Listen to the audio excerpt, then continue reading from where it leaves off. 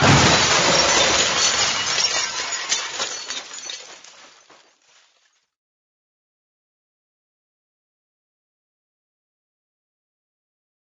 guys, just want to give a quick little disclaimer, I guess you would call it. I realize this is actually the second time that I've uploaded this video. The first time I was talking to a gentleman on Facebook and he did make some pretty good points. So I'm going to take the time to tell you all real quick. This is a good little old life hack or trick or whatever to help save a little bit of money. Also, there is a little danger involved also, because whenever you're making this later in the video, you'll see I actually put some air in mine, and I didn't realize, but I have my valve stem pointed up towards my face, which I shouldn't have, and you should never do that either. Also, I'm not 100% sure on how much air you should put in here. I've been told roughly 80 pounds, and I say that later on in this video, but don't quote me exactly. You can Google it, find out how much air you should, how much air they put in it, but you should also put a little less, because whenever you're doing this, you're actually going to be soldering a valve stem inside of a can that's not factory made like that. So that is actually a weak point. Like the gentleman on Facebook, which Doc Sprocket, he also has a YouTube, I believe. So I thank Doc for pointing it out to me, because I'll be honest, at first I kind of got a little aggravated. I thought he's kind of picking on me, but it makes sense.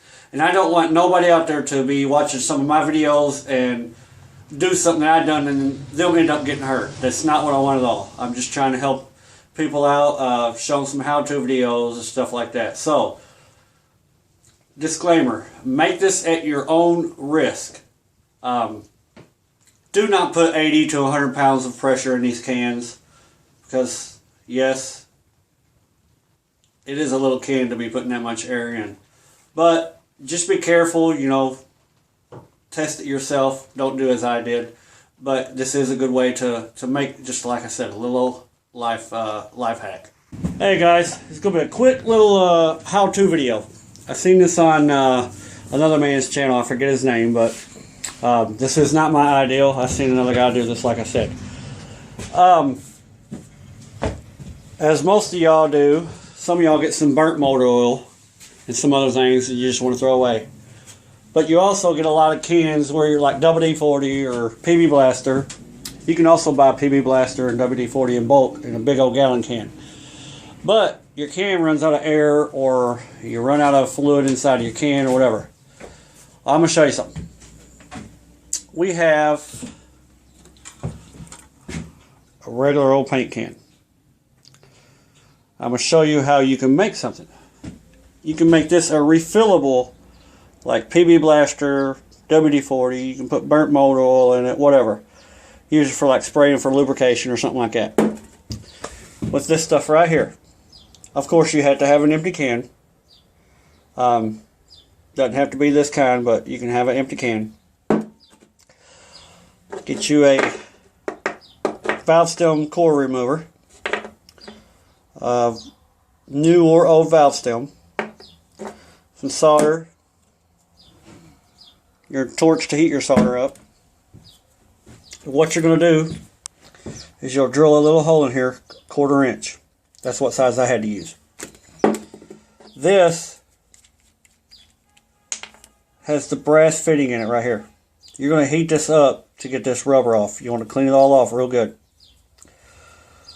After you get the 1/4 inch in there, you'll clean the hole off that you've drilled. You'll drill a hole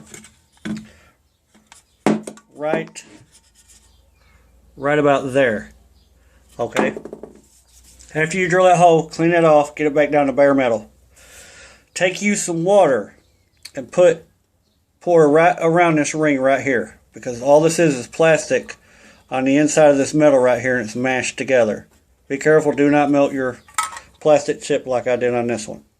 Anyhow, pour your water in there. You'll have a hole like that right there. Okay. as you can see, I messed up on this one, but it was my first one ever making. After you get your hole drilled in there, you'll see I've got mine all cleaned off of there.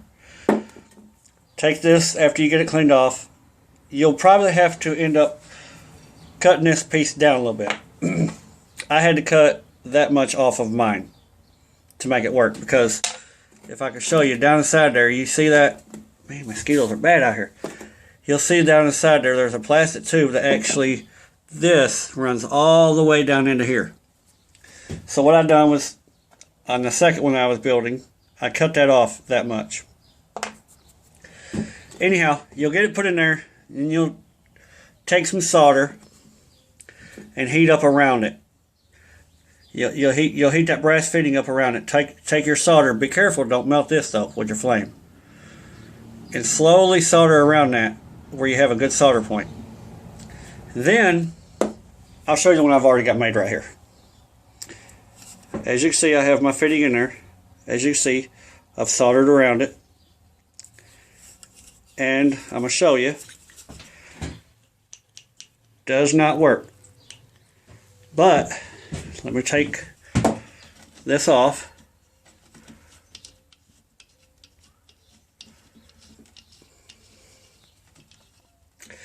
Alright, in order to refill that, you'll have to take that valve core out and put whatever fluid you want down inside of there. Fill it roughly, probably, I'd say a quarter of the way of the can, but no more than halfway. Halfway is actually pushing it a little bit. These cans can hold like, you want to put maybe 80 to 90 pounds of pressure in them, because during the summer they will expand, the pressure gets hotter, you know this. But maybe 80, 90 pounds. Anyhow, I'm just going to shoot a little bit of air in this, and I'll show you. Kind of doing this one-handed here. Remember, look, nothing.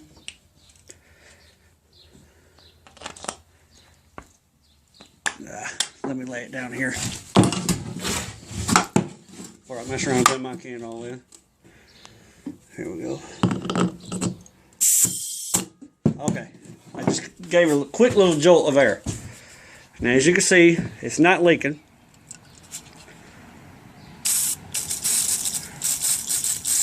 And there you go. I've got a little bit of water in there. This was an old paint can, but there you go. And then anytime you need to refill it, quick way to refill it.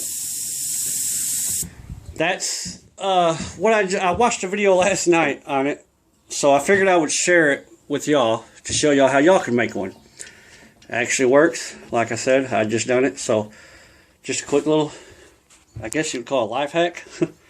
There you go.